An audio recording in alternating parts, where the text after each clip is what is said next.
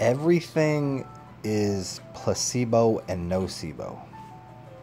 You get to program yourself once you've released archaic programs that don't serve you. You program your nutrition.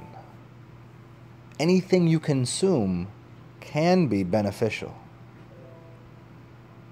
When you look at everything from the state of it's all an empty template, then you can program things to be as you wish. Abracadabra. Whatever you say. I am. This will be. Whatever it is you like. We're in a place in the world where everything seems to be poison. But then you're told by the wise ones that in the poison is the panacea. There's not a damn thing out there right now that isn't necessarily inorganic in a way, or from the dead world, or it's been tainted by man's hands, or poisoned by the pharmaceutical companies, or the water's this and that, and everything is diseased. But if you come from a place that you're not a proton, and you're not an electron, and you're neutral, you're a neutron. If you're that, then you can turn the switch to whatever you want it to be. This is the use of reminding yourself by doing a rice experiment or any of these other you can use different foods, but that's the same thing. You can look at the rice, and so we're not talking about just like how do you treat animals or how do you treat people. It's literally the things that you'll consume. You can program it before you put it into your body. This is the original use of over the meal. You would say words. You wouldn't pray. It wouldn't be P-R-E-Y. I mean, they've screwed up the language a little bit, but the intention and the blessing, and then people are like, oh, don't say blessing because that means to be less. Well, what should we do? Well, let's just reprogram the food with what it is that we want it to become. And the food, as always, is everything you're experiencing. It's most directly impactful upon you when it's in a physical format that is dense, that you put into your mouth, because then it is literally in your furnace inside of you. It's not inside of you because remember you're a donut, but it is radiating, pulsing energy out of it into your system. Whatever it is. If you program rice to be good for you, it will be. You could take something that is garbage. Do you remember watching Back to the Future? They could put anything they wanted into that time machine. It's just stuffing garbage in the time machine. And all they had to do was get to 88 miles an hour. What is that representative of? I've spoke a little bit about this to give a little clue into who I am. Mercurian.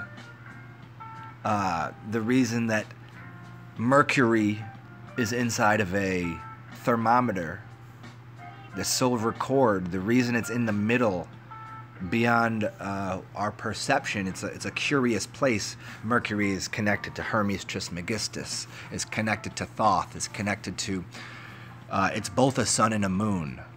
This is why Geminis are regulated and work in tandem with the power of Mercury. It's the closest to the center sun or the black sun or the vortex that is all of things. This is why it is a sun and a moon. This is why Geminis are often, people find them to be very, wow, how are you that way but you're also that way? It's very confusing because we've expanded the sine wave to something else, to a degree that other people can't perceive. They can't understand it. So it takes 88 days for Mercury's orbit. Interestingly enough, that's kind of lines up with 88 miles per hour maybe, huh? And if you look into etymology and you look into hinging numbers to letters, you'll find Hermann Hesse and Hilton Hotima. H's are eights. A, B, C, D, E, F, G, H. H is 8. Their names mean 88. Hermann Hesse wrote Siddhartha. Hilton Houtima always talks about the immortal cell. These are clues into the Mercurian mindset. And I've posted a picture of the Van de Graaff generator as well as a Tesla's coil. Remember, you are the thing. You are that. Doesn't it look an awful lot like your skull and then something inside and there's electricity and all this running through it? Because you are that. You are that. You are the thing. You are the mind. You create it. So, you are the moving, living sigil. You are the symbol. We only use language and drawings and putting things on paper to express for those that cannot. They don't understand it. That we put these symbols out there so that you may observe it and get clued into what you are as the same thing, as the same architect of space, of time, of dimensions, of your demons, of your angels, of your whatever it is. It's all part of you on your team. It's part of your team, your meat sack that you live inside of.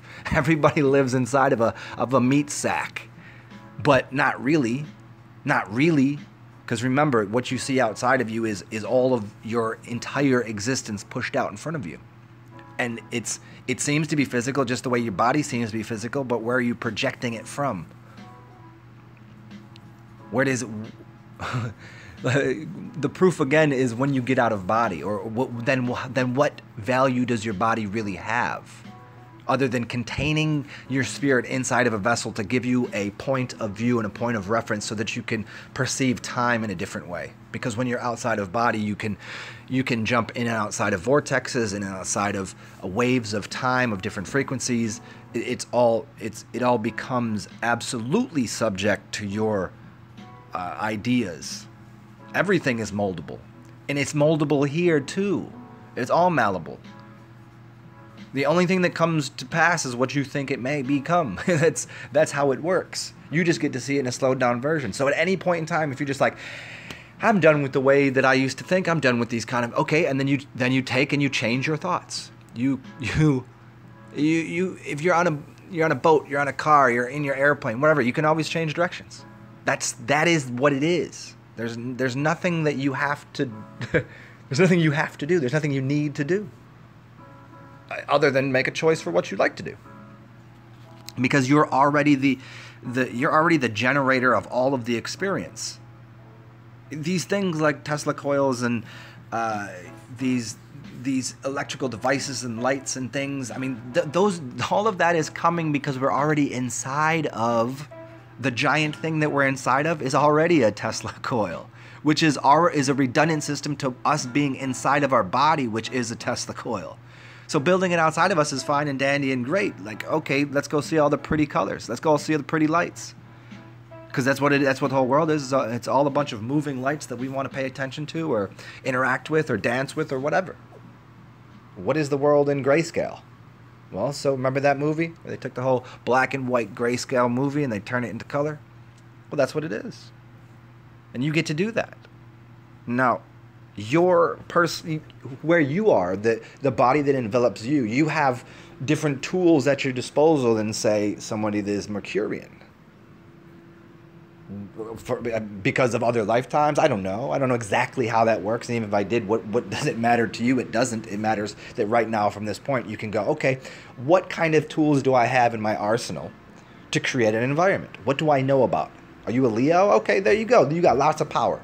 You know, you're going to be missing some things, so those are the things that you team up with, or you find in your environment, or you listen to kinds of music that will alter your frequency, or you go and find colors that will enable you to, instead of just being a burning fire that burns out after a very short period of time, you find things that are things that the fire needs. You find a grounding point. You find people or ideas or things that are earth-based. And there are certain signs that are more balanced. That's what astrology really is. But it's only to get you back to realizing that you have encompassed the entire monad of the symbol of the sun inside of you. But even the sun isn't it. It's not, you're producing the sun just as well as you're producing the moon and the physical objects around you. That's all the same thing. Now, we use the sun as a reference point to say, well, there is the light so I can see. But if you put the light inside of your skull, then you don't even need a sun or a moon. Because then temperature, you'd be regulating inside of your body the same way the monks do it. They can go where it's really cold and walk around and melt snow. Why? Because they've taken and collapsed everything inside of their mind, knowing that everything is mind, and they become a master mentalist, a metaphysician, to deal with the mind and the physics. The physics, people, they separate the two, and it's the belief that people have that are very scientific is they don't even realize they're living in the illusion, and their perception of everything that's going on is affecting every single experiment they make, because their perception that there is no thing besides matter. The whole world came out of matter. Oh, that's silly, right? Because then you start to see all of these little things that like, how did that? Well, if it didn't work 100% of the time, then it's not true. So there's not too much of things that we can see out there that 100% of the time, like, there's always that one little thing like, that didn't work that way that time. Well, it's because that mind, that little area of that little black hole, that vortex, it just changed something. And you get to do that all the time. So getting back into the original concept of this is everything is nocebo, everything is placebo. That you get to energetically charge and instill energy into whatever it is you want in any way you want. Just by changing your perception of what things are, you change the potential energetics that come out of it. Any sigil, any symbol can be anything. You can make your own symbol and sigil, which you are, and put it on a piece of paper and say, well, that's me as a symbol. So you might notice something on this page that is a representative of me, contained and expressed at the same time, of an idea that I put in front of people. Because if you can't see it because of my body, and you can't understand who I am because my body looks a certain way to you, to realize that you're the same thing, here I'll put it on a piece of paper, I'll put it on as a sigil or a symbol, so you can understand a little better. Now that is, see, no one else can use that, because that's mine, trademark, done. It's me. Can't hurt it. You can't do anything and other than instill it with energy. That's the way I've made it, so that's the way it is. Abracadabra. So it's done. And you can do the same thing. You can do that to your physical body. You can do that to something outside of you. You could do that to a symbol. You could put that symbol onto things. You could put ideas into food. This is why you do the rice experiment. And then as soon as you see that your mind is actually controlling that rice, nothing physical, just your mind, then all of a sudden you can I could charge a symbol for myself. And then you can make it more simple and simple. We make this sigil simple. The symbols become sigils, become simple. And so then the most basic thing that you have to work with is a 0. There it is. That's nothing. What's the matter? Nothing is the matter. That's the best answer. What's the matter? Nothing. There is no such thing as matter, other than this variance of energy that I'm putting here that, obviously I need it to be here. Obviously I want this floor to be here and this couch to be here. We need a little bit of a stability in this reality, or it'll all just fall apart. So we built this reality through sigil magic a long time ago. And now we get to change it and operate it the way that we want to. So we look at these things that are outside of us to only give us another reference point to what we actually are ourselves. Water distillers, water purifiers. We're already that. Our kidneys are already doing it. Where did it come from? Oh, I don't know. From the mind. We already created our body out of our own mind. And our expression becomes what we are and we see today. We look at these things on a computer, on a TV. Oh, that's because it came through what is our eyeball. Isn't that how we're observing reality, through our eyeball? Then it becomes a projection. Then is a projection TV? It's because it's your eyeball. We want to hear something. Okay, we got these ears, and all of a sudden, there's some music out of the speakers. See, it's all a redundant system that we're just seeing outside of ourselves. Now, people go too far with this sometimes and think, oh, the way to go back is to go to infinite zero, and then you're going to be there, and like, oh, you're outside of the matrix. Like, okay, that's great, but you immediately want to jump back in because you realize this is the point and place that you get to play with the densities and the wavelengths, and it's where you find a way to instead of looking at things the way people have told you through the dual lenses, you look at things through a trimurti or a triangle lens. You look at something not just through your two eyeballs, but your two eyeballs and your perception of what you see as the future, or what you see as what's around the corner from that thing that you're looking at. You're looking at everything with two eyeballs, so that means those two eyeballs are directing your vision to one specific point. You can't see in 3 dimensions. You can't see around the side of a building or around the back of a television. You can't. But if you were using your pineal gland, which you'd call the third eye, or just a vision, we don't even have to go that far. It's just your abstract system of observation, abstract, like knowing, okay, well, behind that television is something, right? And I can start to visualize it. And even if I can't visualize, I can perceive of it. And so that's what seeing in 3D is. And then getting into 5D and all that is really talking about, okay, let's plot this out in space and time, and let's look at a couple more variables and how to correctly navigate reality to produce the results of whatever it is you want. Because that's the thing, is everybody wants something different, because we're all on different wavelengths. We're all on different timelines. We can't possibly be on the same wavelength or timeline, because we would run into each other. You never touch anything. You can never run into anything. you get bounced off of things. That's all that happens. These things never really collide. You can kind of see some damage here and there to things happening, but that's because people got on the same timeline. Just get off the timeline that everybody else is on by a little bit.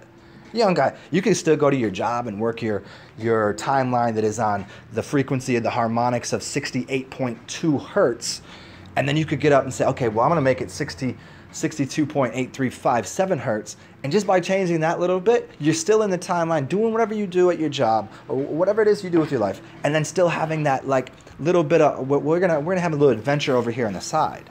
We're gonna get okay. I got this job until I can correct and put things into place exactly how I want them completely. Oh, you just work with it, and then you go, okay, we still on the frequency, 68. But I'm gonna jump that up to 70, 75.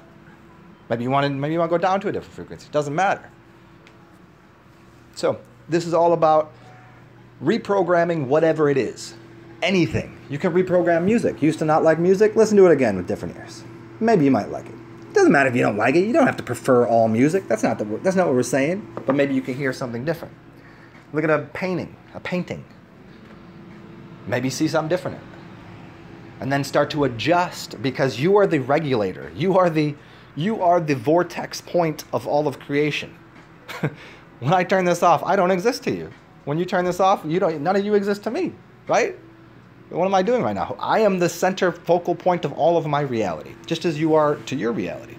And so you get to start to adjust. Whenever your house is dirty, what do? You clean it. When your mind is dirty, clean it. You see something it keeps coming out that way. We'll start changing the way you perceive what it is. If you perceive it as a neutral, then you can do anything you want with it.